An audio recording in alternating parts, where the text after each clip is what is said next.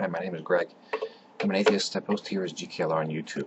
And I'm going to be making a series of videos along with Azrienoch as a sort of a sidebar to my main channel about atheism. And we're going to get into some of the more formal logics of atheism. I'm speaking low because my kids are asleep, and I just want to be able to address Azrienoch on an introductory level to say, we got to do this. This is going to be too much fun. It's going to push things to the bone, and we're going to really settle things a little bit anyways, in terms of at least how we come to differences. So this will again be sort of a series, I think, and probably an ongoing, and I'm going to call it the Dialogues with Azrienoch, because he's got a book out and I don't. Alright, and so to Azrienoch, we're discussing truth and its application, or at least logic and its application to atheist arguments. And in a lot of your videos, you've indicated, like I've said in my private messages to you, you've indicated that the theist is on equal footing to some degree with atheists with respect to the application of formal logic.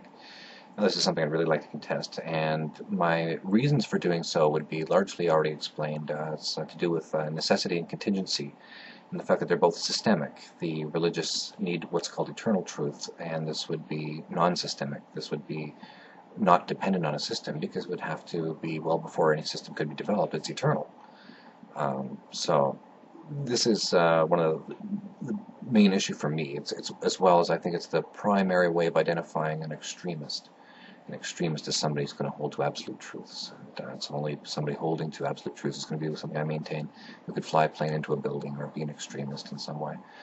The moderates aren't going to be so fervent about their eternal truths, but they'll still maintain them, and that's what's going to distinguish a moderate, somebody who's looking at what truth is and understands it as eternal, but they're not going to be blowing up abortion clinics based on the evidence about it. Then we have what modern logic says, which is whether a truth is empirical or a truth is tautologous, that it is systemic, and it's found relative to a system of proof, and it's only as good and as good as that system of proof. It's dependent on that system of proof for its reliability. What you want to argue is that the rules of logic aren't, let me put it, at least I don't want to speak for Azrienoch, that's for sure. I want to be able to just say how I'm understanding what he's saying, is that what he's trying to describe is that the rules of logic aren't themselves, not that they're not logical. I think he actually said that, but that's not really what he meant to say. I think that what he meant to say was that they wouldn't hold to the same formal argument that the formal logic needs to in order to say something is valid. If we look at the very core rules of logic, or if not just the core rules, but a lot of the assumptions needed in order to accept the core rules of logic, then they wouldn't be able to be proven. And I think that this is a valid argument, and it's something that's assumed and accepted within any given system of truth. So essentially, when we're saying that something is true or something is real, then we're saying, assuming that we're not just a mind in a jar having a dream, and assuming that we're not just popped into existence a second ago with programmed memories, and assuming all those things, because we couldn't prove them and then also display that proof within any given truth statement, and we would need to be all inclusive.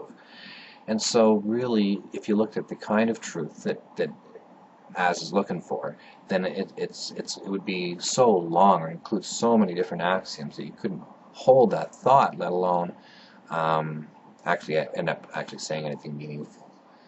So, of course, when we describe Greg, I think within the context of these videos, we could be talking about me. And now, of course, I'm not the only Greg. If we meant it in a literal, logical sense, then, we would have to get into Greg, certain last name, certain address, certain date of birth, who is, before you'd really get down to me. And this would be too cumbersome within language to be able to describe anything. So when we describe things, we don't really need to go to this level of description in order to be understood.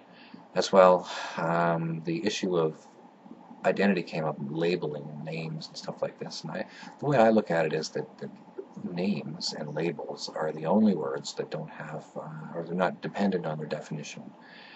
So when we name something, then what we've done is we refer to that object. What the word does then is simply refers to that object, and it doesn't refer to the definition of the word. Whereas everything else other than names refer to the definition that we grant it. We simply invent language and invent definitions. So we take truth and we simply we invent a meaning for this. And of course, we all may mean something a little different with truth and such ideas as reality. So in our ambiguous language and natural languages, if we try to describe these different understandings that we have, then what Az is trying to describe is how we need maybe more sense of formality about this. At least this is my understanding of it. Is that we need to bring a little bit less ambiguity to natural language such that we can understand each other better, describe things more accurately, diminish the number of philosophical disagreements that we can have. And this is why I think that the nothing issue of his video is to say that if you understand what I'm saying is that I've said nothing, or you've of course that's not what he said. It was something much more eloquent from Wittgenstein. But essentially it's like, if you can climb this ladder and throw it away, then what you'll really find is rather than that you find that you've said nothing, is something more important. And I think what you'll find is that you isolate yourself on an island of thought where the things that you've been able to conclude are so far and removed and independent of what other people have in a formalized sense of understanding that very few people will understand what you're saying, let alone be able to disagree with you. That when you express torment and you express your own personal struggles with these kinds of thoughts, that some people are going to sit there and cheer and say right on with whatever it was you were trying to say, but others are going to listen to that and they're going to struggle along with you. So let's do that.